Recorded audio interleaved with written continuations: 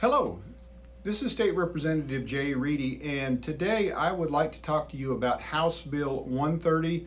The companion bill is Senate Bill 79. It has to do with broadband across the state of Tennessee. So for 4 years while I have been in office, this has been a very important issue to me, to my constituents. I represent a rural district. I represent House District 74. That's the western part of Montgomery County, Houston County, and Humphreys County. Finding out broadband is a big deal in our rural communities. It's just as important as telephone wires that are strung across our country. Infrastructure, it has become part of infrastructure. Our roads, our highways, our young people, they do homework on the internet, they need access to that. But this, we've been slowly making strides across Tennessee and getting broadband out. Many times I keep hearing about it.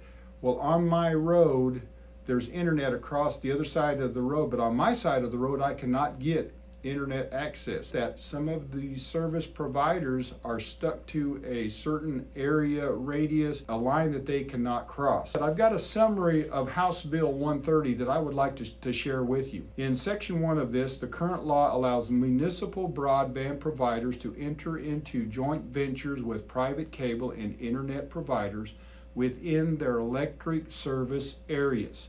Now, in my area would be Meriwether Lewis Electric Cooperative, MLEC. We have the CEMC that you will find across part of Montgomery County, Clarksville, but you have CDE Lightband, part of CDE, Clarksville Department of Electricity. Okay, to continue on.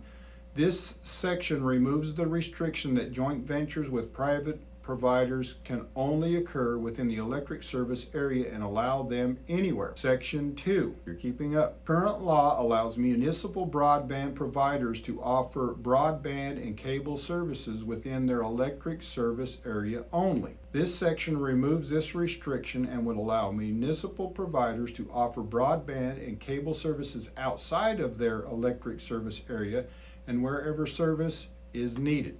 Important. There's a lot of need out there and there's not coverage in that area, and that's what we're trying to do, is get your area covered if you do not have a broadband connection. Section 3 requires any municipal broadband provider that plans to offer broadband and cable services outside of their electric service territory to get the permission of the electric provider, municipal or cooperative, or the telephone cooperative they want to offer service. There is this good neighbor provision, encourages partnership between electric utilities and allows the electric provider whose territory the municipal broadband is going into the first right of refusal to offer broadband services. So what this is doing is allowing somebody to come in. Now with that, they've got to get permission from current providers to see if they're going to take care of your needs, and if they're not going to take care of your needs, have them sign off on it so they can provide you with that need. The bill is moving through the Senate, and then with that, next week we will be moving the bill through the House. There's quite a few broadband bills. We'll have to see how this plays out. So this is still in its infancy. This bill is just getting started. It will make sense when it goes in front of the committee members. Coverage into those areas that's much needed. Telemedicine, education, a business, a home business is through the internet, gives them the opportunity to start a business at home if they so desire. But it's becoming more and more an important piece of communications for us in our nation, for our country, through broadband access. Especially I see it with our farmers. At nighttime they plug their tractors in, download the information they need on these larger farms. And with GPS, with onboard computers on these tractors, that's how they spray and that's how they plant their crop. Really some research on how broadband is being used.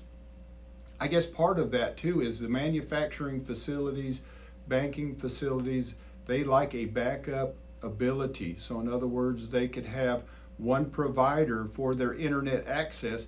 If it happens to fail, there's a second system that follows up and gets them back online so they don't lose any productivity time, downtime in the daily business operations.